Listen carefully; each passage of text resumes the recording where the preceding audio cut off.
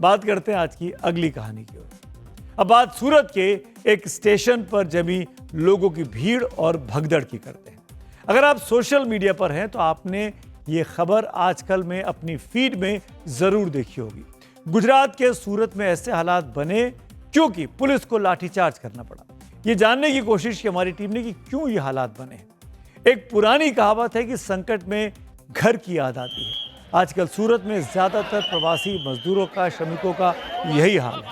Iran युद्ध के कारण एक तरफ तेल और गैस संकट से बहुत सी इंडस्ट्रीज में कामकाज ठप हो गया और दूसरी तरफ रसोई गैस की किल्लत और कालाबाजारी के कारण ज्यादातर श्रमिकों के लिए खाली पड़े सिलेंडरों में गैस भरवाना मुश्किल हो गया है।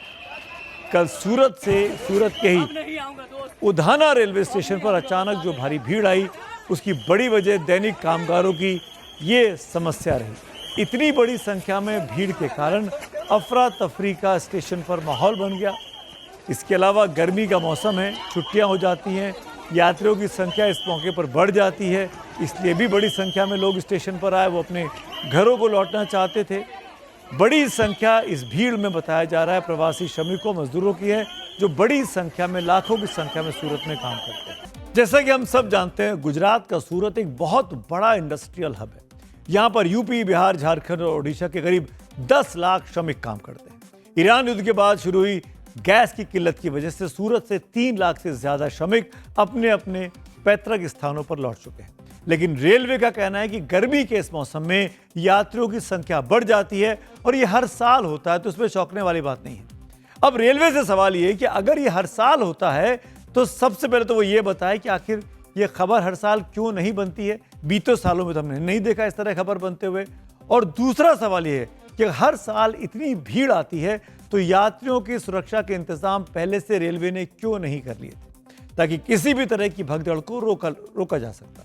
साफ है कि सूरत से जो तस्वीरें आई थी उन्हें देखकर ऐसा नहीं लगा कि हर गर्मी के सीजन में इतनी तादाद में इतनी लंबी लंबी लाइनें सूरत के बाहर लगती होंगी। रविवार को स्टेशन के बाहर 2 से 3 किलोमीटर तक लंबी कतारें देखी गई थी और बहुत से यात्रियों को प्लेटफॉर्म तक पहुंचने में तेज गर्मी में घंटों इंतजार करना पड़ा। इसमें महिलाएं और बच्चे भी थे, बुजुर्ग भी थे।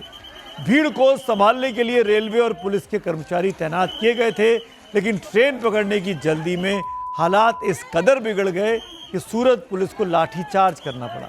भीड़ को तितर बितर करना पड़ा। कई लोग इसमें घायल भी हुए, गिरे भी। रेलवे का दावा है कि यात्रियों की सुविधा के लिए स्पेशल ट्रेन चलाई गई, लेकिन तब तक उधना रेलवे स्टेशन के वीडियो सोशल मीडिया पर वायरल होकर आपके मोबाइल फोन तक पहुंच गए। सूरत और उधना एरिया से बिहार, उत्तर प्रदेश, उड़ीसा, झारखंड की ओर जाने वाले यात्रियों की संख्या बढ़ जाती है।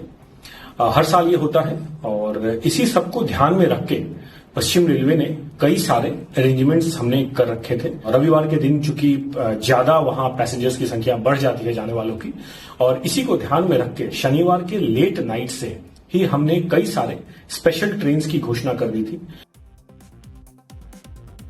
रेलवे का कहना है ये भीड़ सीजनल यात्रियों की भीड़ ज्यादा थी, लेकिन जब हमने इस बारे में यात्रियों से बात तो उन्होंने सरकार के दावों पर सवालिया निशान लगा दिया। प्रवासी श्रमिकों का कहना है कि कालाबाजारी के चलते एलपीजी गैस के दाम 400 रुपए प्रति किलो तक हो गए हैं, जबकि ज्यादातर मजदूरों की रोजाना आमदनी ही 500 रुपए के आसपास है। ऐसे में खाना खाएं तो खाएं कैसे?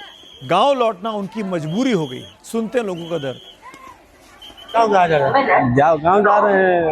कारण है दिक्कत क्या है, गैस है, गैस 400 रुपये किलो मिल रहा है, 500 रुपये दिहाड़ी है। क्या कमाएंगे, क्या बचाएंगे हम? गैस नहीं मिल रहा है। नहीं आएंगे, क्या करेंगे? झारखंड में जा रहे हैं, सूरत में काम करते हैं, हेल्पर का सिलेंडर नहीं मिल रहा है, चोरी मिल रहा है, 1500 वगैरह, क्या करेगा? सूरत आएंगे, कुछ संशोधन होगा तो आएंगे। ईरान युद्ध की वजह से पूरे भारत क्या पूरी दुनिया में तेल और गैस का संकट है। भारत की बहुत सी इंडस्ट्रीज इस मुश्किल का सामना कर रही हैं।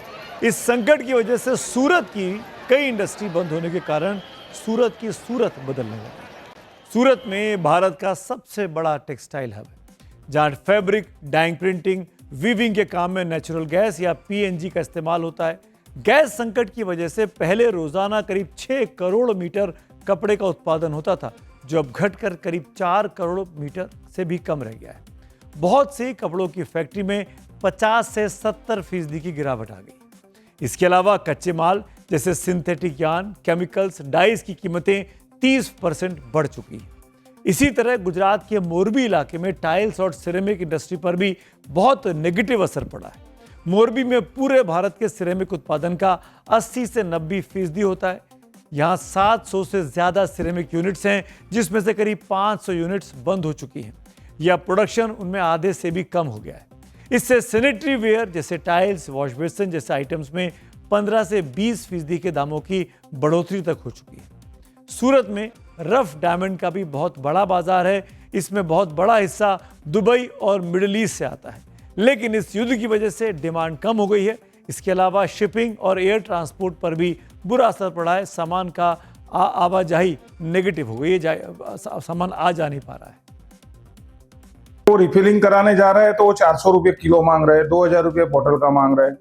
गवर्नमेंट का रेट है अभी 371 रुपये 5 किलो का। मगर ये जो 400 रुपये किलो, 500 रुपये किलो जो किराना स्टोर वाले भर के देते हैं, उन पे कहीं न कहीं गवर्नमेंट को कड़प लाना पड़ेगा और पुरवठा डिपार्टमेंट को वहां जाके उनके जो रिफिलिंग सेंटर है जो गैरकानूनी है उनको बंद कराना पड़ेगा।